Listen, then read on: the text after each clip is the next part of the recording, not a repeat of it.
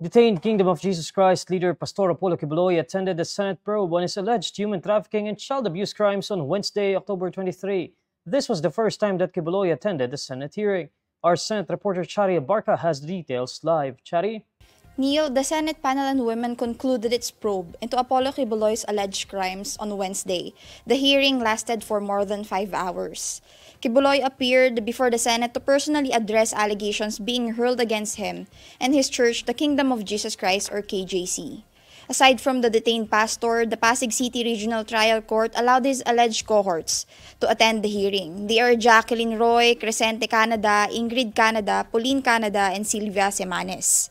At the hearing, Neil, Kibuloy's alleged victims revealed their identities as they faced off with the embattled pastor. Yulia Tortova, Edward Masayon, and Jor Olimba testified how they were allegedly exploited by Kibuloy.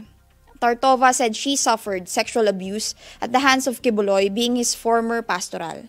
Pastorals pertain to women who occupy a prestigious position in KJC as they were assigned to perform personal tasks for Kibuloy. Olimba, on the other hand, said the pastor tortured him. He was allegedly told to slam his head on the wall and place chili on his eyes and genitals. Meanwhile, Masayon, a self-confessed member of the 2nd Metro Davao Signal Battalion, made a bombshell revelation.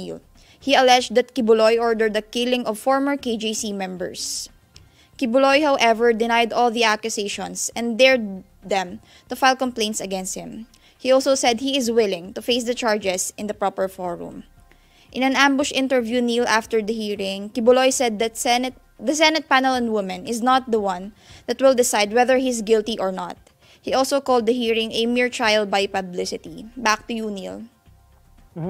Shari, this hearing happened amid the cases also being faced by Pastor Apollo Kibuloy in the US. May update pa tayo doon sa kanyang kaso doon sa US? Because charges have been filed in the Philippines pero meron din siyang hinaharap na kaso separate doon sa US. So anong update doon? Yes, Neil, tama ka, no? Pero sabi ni Foreign Affairs Secretary Enrique Manalo kanina na wala pang formal na request mula sa US government regarding extradition ni Kibuloy. Pero sinabi niya na handa ang DFA na tignan at pag-aralan ang request kung magla-lodge man ang gobyerno ng Amerika dito sa Pilipinas. In terms of process naman, Neil, kagaya ng nasabi ko kanina, pag-aaralan muna ng DFA kung in compliance ba itong request na ito sa extradition treaty ng Pilipinas at ng United States, and then tsaka ita-transfer sa DOJ for proper procedure. Chari, isa din sa mga tinitingnan dito na anggulo ay yung possible link noong sinasabing private army ni Pastor Apollo Kibuloy, yung Angel of Death, doon sa Davao Death Squad naman ni President Rodrigo Duterte. So meron ba tayong tinitingnan ngayon na links between the two? Yes, Neil. Nauna nang sinabi ng PNP na itong Angels of Death ni Kibuloy ay mga armed personnel daw na allegedly harassing KJC members. Pero kanina, Neil, si Edward Masayon na isang self-confessed member nitong Angels of Death ay nag-confess na meron nga talagang existing na private army itong si Kibuloy, at sinabi niya na pumapatay daw sila ng mga former KJC members sa utos nitong televangelist or alleged rapist na si Kibuloy.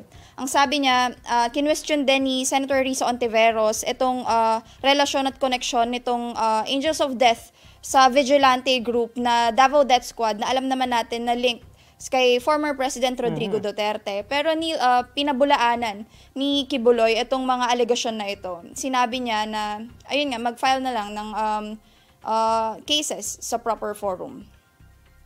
Meron ba tayong anything substantial na nakuha from Pastor Apollo Kibuloy? Because itong mga, as I mentioned kanina, may mga ongoing cases ngayon and charges against him sa ating mga korte.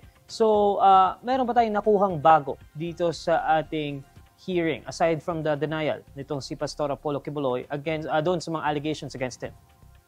Neil, sa totoo lang, paulit-ulit lang yung sinabi niya na nauna na rin niyang sinabi na dinedenay niya itong mga allegasyon na kinakaharap niya, which is human trafficking and child abuse allegations and rape. sinabi lang niya na haharapin niya ito sa proper forum, which is hindi daw Senate Panel on Women ang magde-define kung guilty siya or hindi. Chari, another question, pagdating naman doon sa mga victim survivors na may mga allegations against Pastor Apollo Kibuloy, can you tell us kung paano yung naging atmosphere dyan kanina sa Senado while they were telling their story? Kasi kanina pinapanood ko yung hearing, parang may mga tears were shed while they were telling their stories. Yes, Neil, medyo naging emotional yung ibang witness, Neil, kasi for the first time, naging kauna-unahang beses na humarap si Pastor Kibuloy dito sa Senado, and for the first time nakaharap nila itong si Pastor Kibuloy na tinatawag nilang, na pinaniwalaan nila na anak ng Diyos at sinasamba pa nga nila. Pero Neil, ayun, may mga naging emotional at hindi rin naiwasan ng iba na maluha. Chari, now let's look at this investigation moving forward.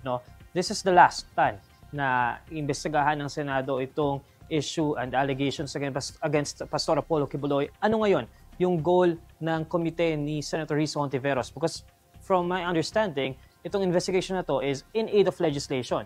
As sinabi nga ni Pastor Apollo Kibuloy, this hearing won't tell if he's guilty or not guilty, which is tama naman kasi this is in aid of legislation. So, ano yung magiging final output na itong komite ni Senator Risa Hontiveros, especially na may ongoing charges na and may na-file ng charges against Pastor Apollo Kibuloy?